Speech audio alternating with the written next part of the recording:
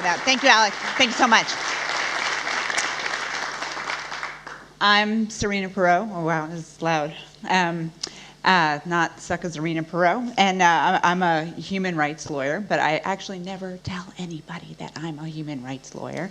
And that's because for the last 20 years, I've been working towards a human right, an inalienable human right, a fundamental human right,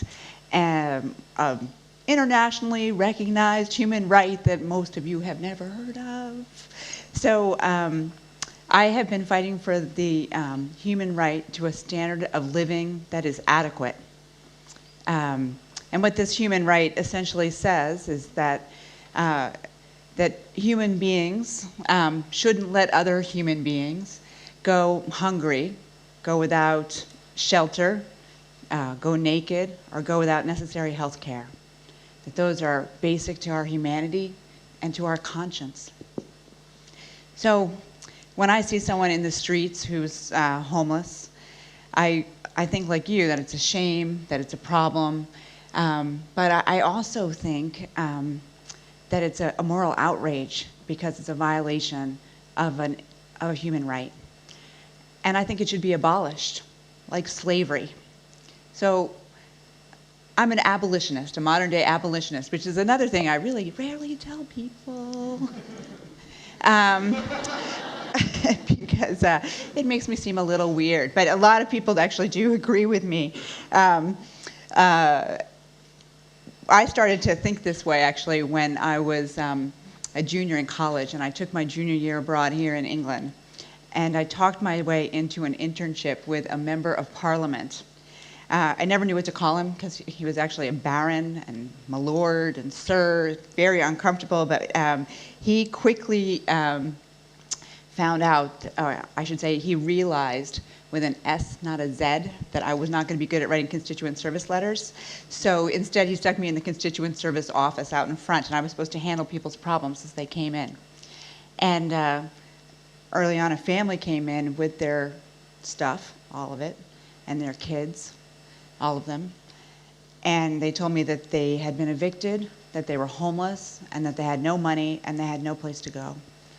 And they said, so can you help me? Can you help us? And I was like, just 1 minute. And I went over to Sir, my Lord Baron, whatever the hell he was, and I said, I don't know what to do here. And he said, oh, it's no big deal. Just call up a bed and breakfast. If they have an availability, book them a room, send them over. The government will pay for it. In a few days, they'll be transferred to housing. I was like, oh, okay. That's very different than how I think it works in the United States.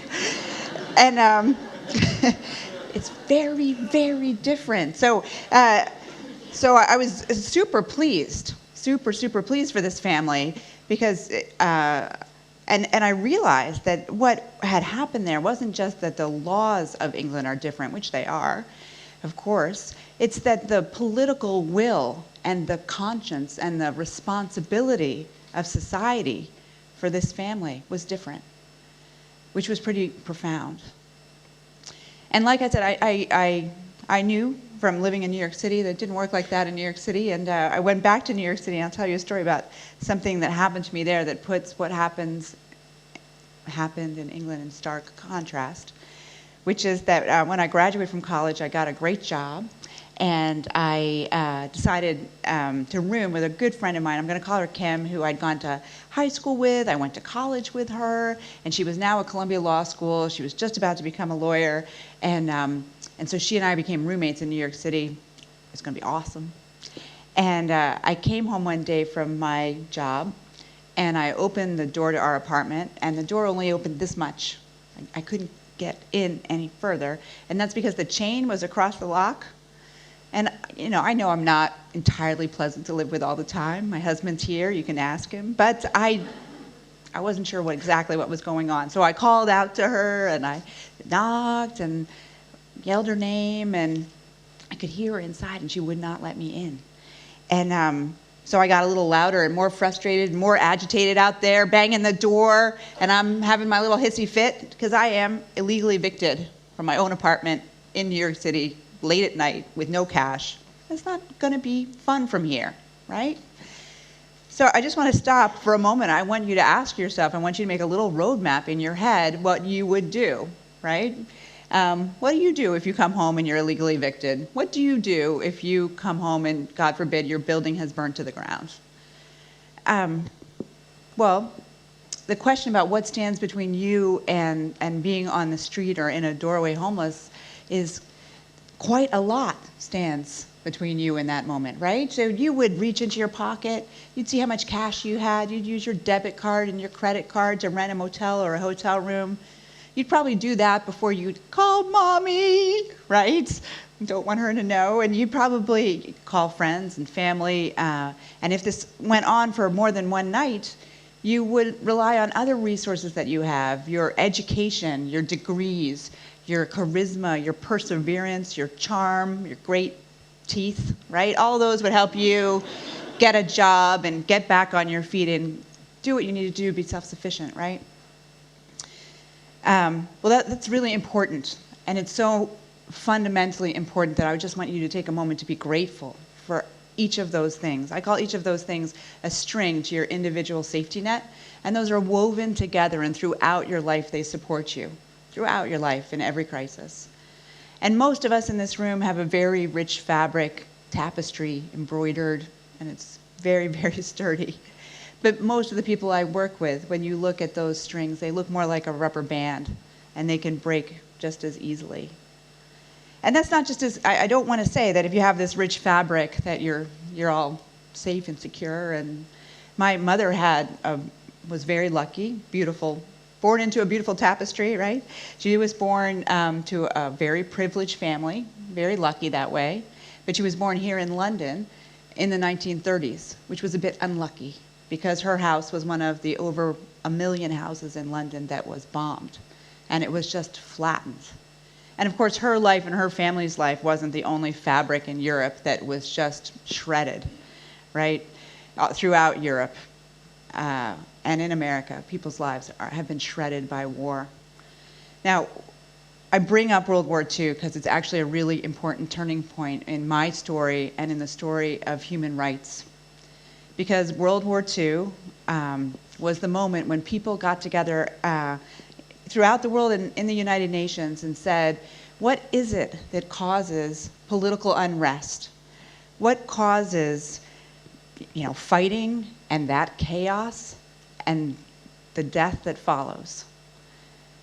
And the people in the United Nations believed, and I believe too, that it is injustice, that it is oppression, that it is things like fear and want that cause people to be desperate enough to pick up arms and fight other people and to maybe fight other nations. And so in the United Nations, they came up with, argued over, and agreed upon an incredibly pivotal document called the Universal Declaration of Human Rights. In 1948, they began that document with these words. It says, "The inherent dignity and the equal and inalienable rights of all members of the human family is the foundation of freedom and justice and peace in the world."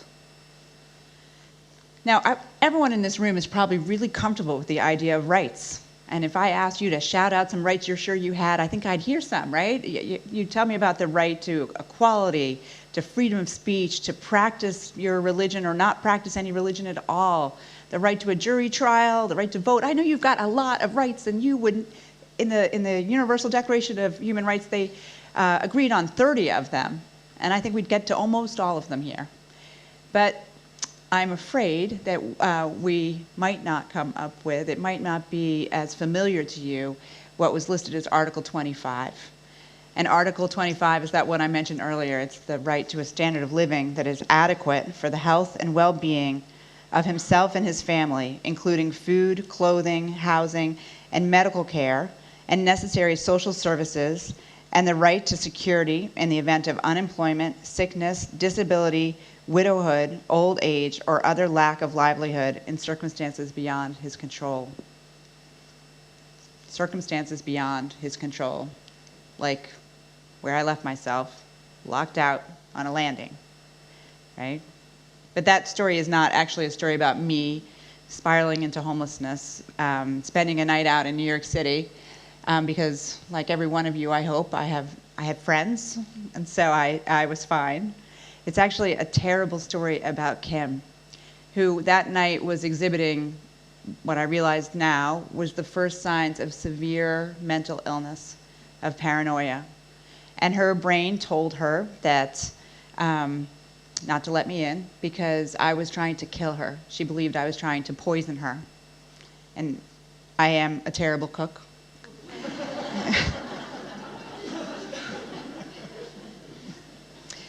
My children are still alive.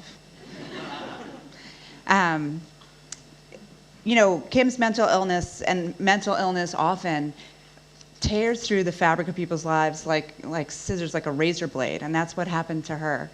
You know, she had no insight into her mental illness. When you told her that maybe she should seek help, she realized that you were one of the people who were trying to get her. You know, that's how paranoia works. So she burned through bridges with all of her friends and with her family.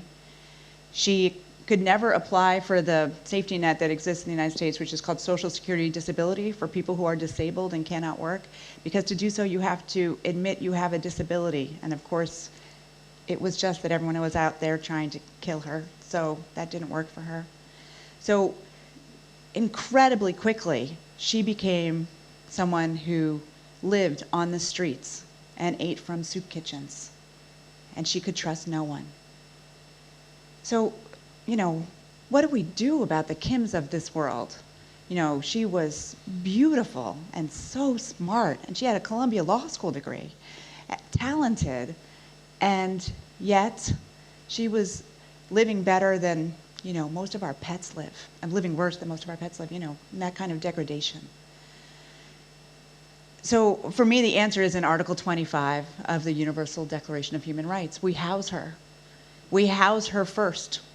We house her whether or not she's willing to accept treatment for her mental illness. We elevate her out of that sort of state of nature that her brain has left her in, right? And that's very important to me because it's compassionate.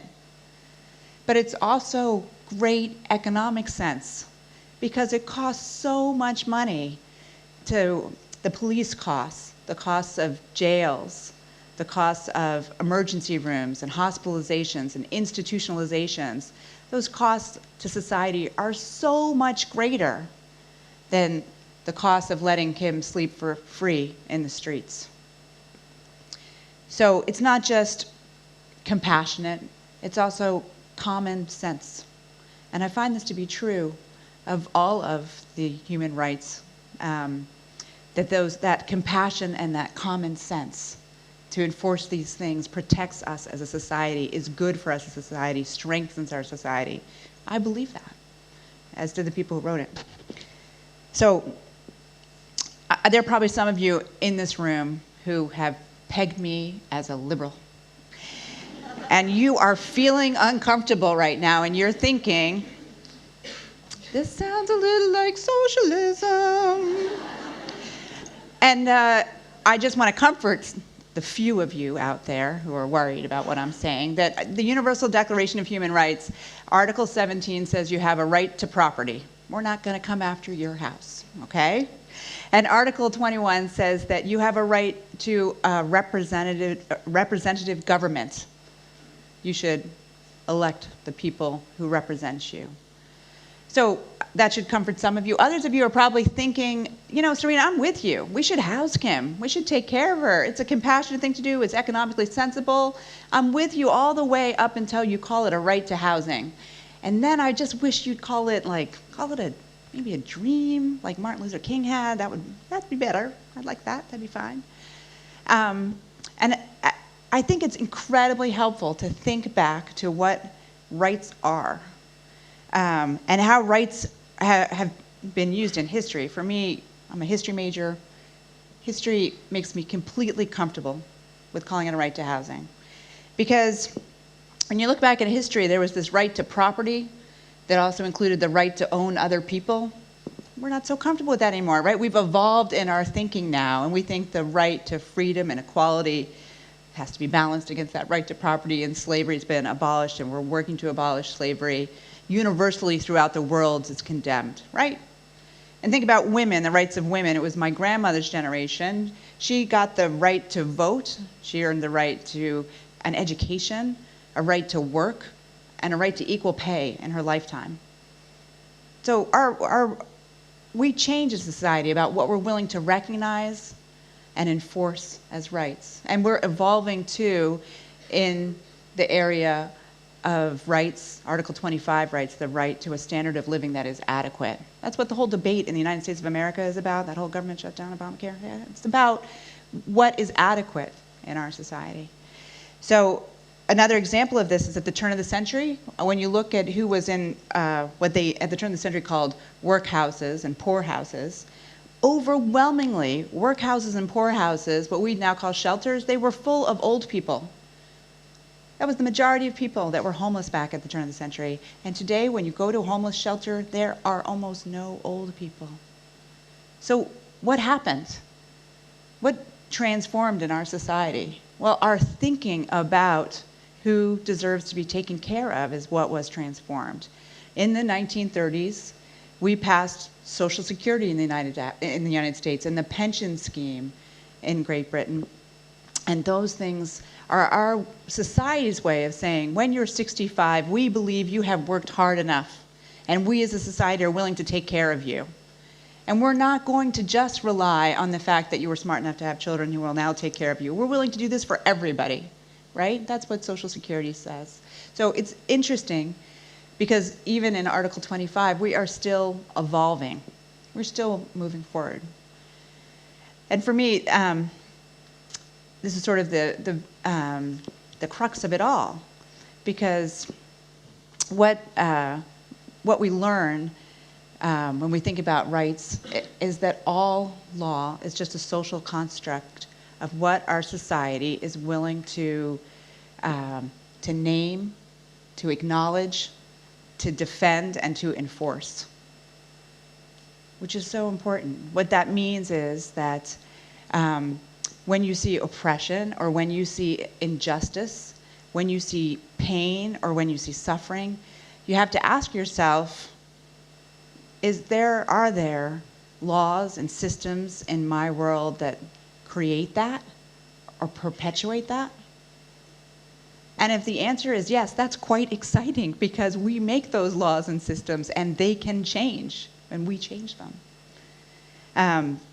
So all law, not just the obvious stuff like equality and liberty, but the less obvious stuff like the standard, the right to an adequate standard of living, they're created by people like you and me and can be changed. So I hope that when you see a social problem in the future, or any type of problem in the future, you think to yourself, that is not just an obstacle or the way the world is, but that you think about the way the world could be and should be. And you see that problem as an opportunity for change. And I also hope that when you think about that change, you think about yourself as being the vehicle for that change. Because the Corrine Hester mentioned Margaret Mead, her words have always motivated me personally. And she said, never doubt that a small group of committed citizens can change the world. Indeed, it's the only thing that ever has. So thank you.